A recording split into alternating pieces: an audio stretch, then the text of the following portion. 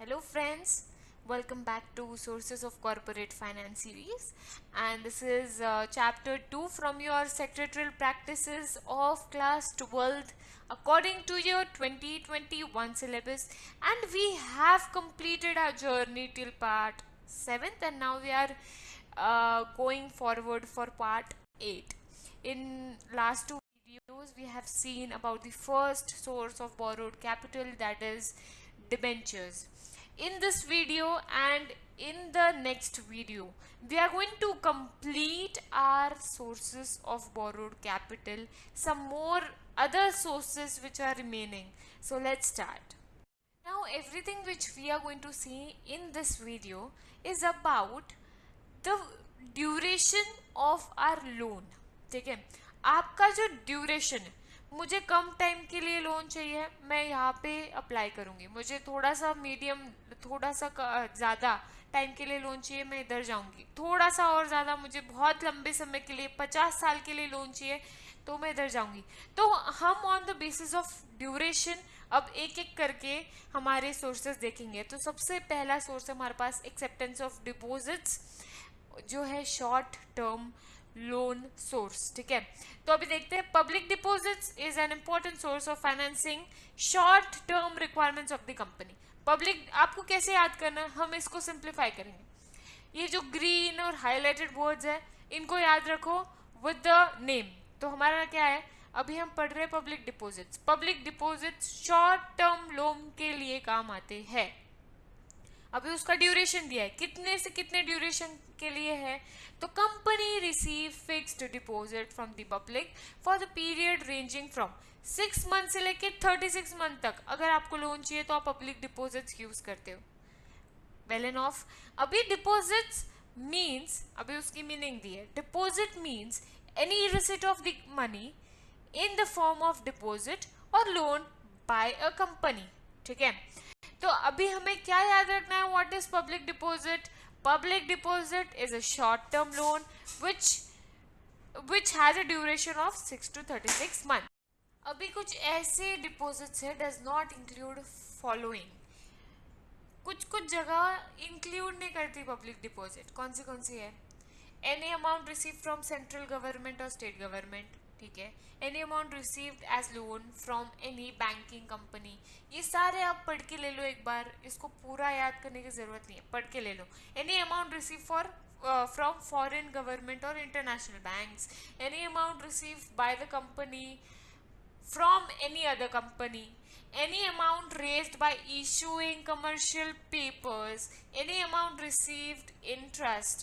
Any amount raised by issue of bonds. Any amount received by way of subscriptions to any shares or debentures. ये सारी जो amount है ये deposits नहीं मानी जाएगी.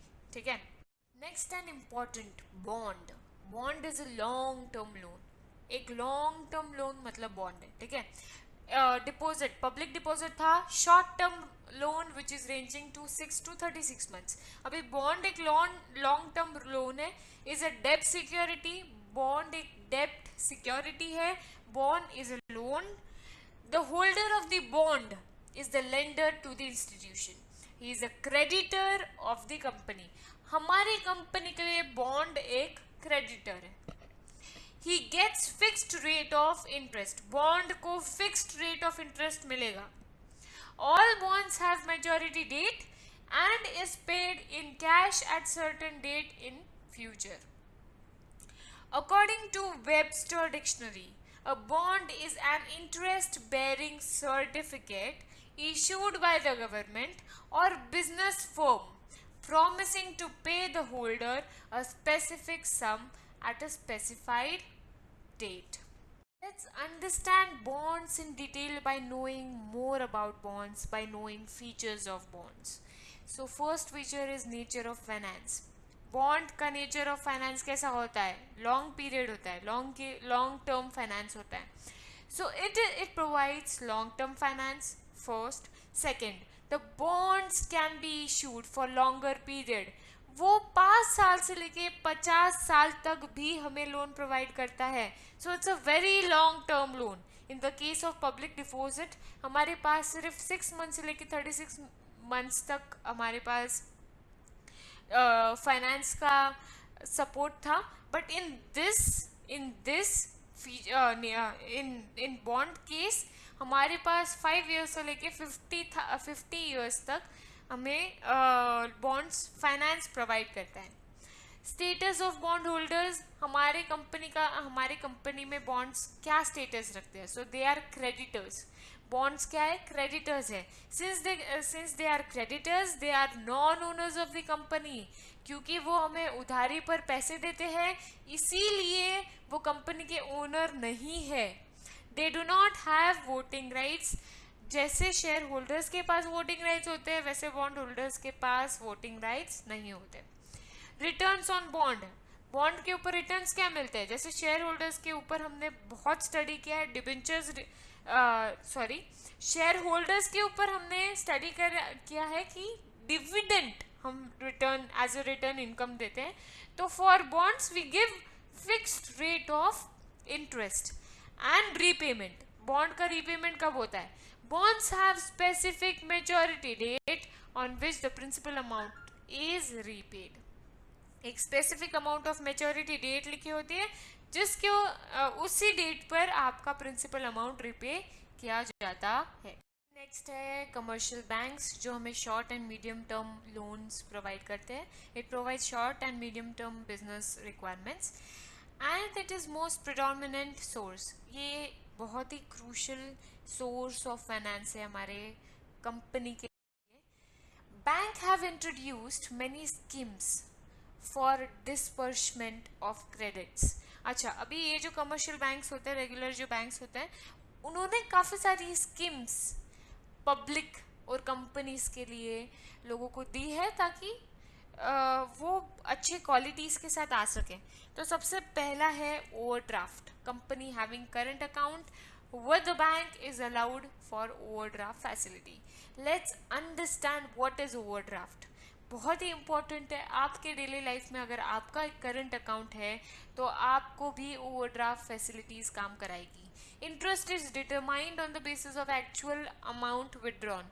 ये स्टेटमेंट आपको एक बार ओवरड्राफ्ट क्या है ये समझने के बाद अच्छे से समझेगा।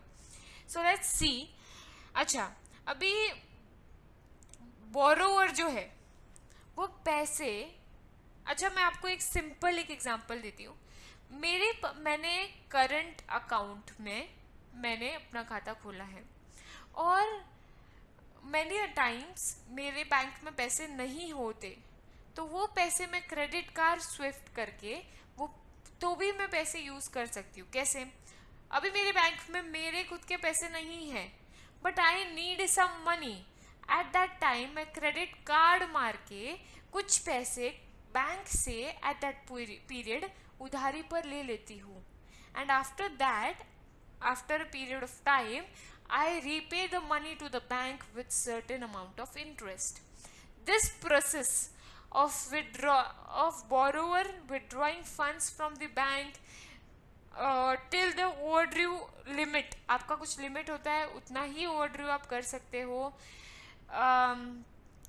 till the credit limit, तब तक आप विड्रॉ कर सकते हो, पैसे उधारी पर ले सकते हो। Then you have to repay the money to the bank with certain interest. This process of repaying of withdrawing money and then repaying is known as overdraft facility given by the bank to the current account holders। ठीक है। Next कैसी और schemes है जो bank देती है? तो दूसरा है cash credit, very important and popular financial aid. This process is same as the overdraft. Overdraft की जैसी ही होती है, ज़्यादा डिफरेंस नहीं होता है। Let's read the procedure. The borrower can withdraw amount from his cash credit account up to stimulated limit based on security margin. यहाँ पे सिक्योरिटी मार्जिन होती है एंड बोरोवर अपना एक लिमिट होता है, वहाँ तक कैश विड्रॉ कर सकता है on credit. Cash credit is given against pledge और हाइपोथेकेशन ऑफ गुड्स और बाय प्रोवाइडिंग अल्टरनेटिव सिक्योरिटीज। यहाँ पे बैंक कुछ सिक्योरिटीज रखती है, कुछ असेट्स रखती है अपने पास, कुछ गुड्स रखती है for giving them cash credits. Interest is charged on outstanding amount borrowed and not on the credit limit sanctioned. Interest जितना आप पैसा लोगे उसके ऊपर उतना रेट का इंटरेस्ट लगेगा. The next is third part of our schemes are cash loans. Under this, the total amount of loan is credited by bank to the borrower's account. Interest is payable on actual balance outstanding. Cash loans, see, this all are interrelated. This all are schemes given by the bank.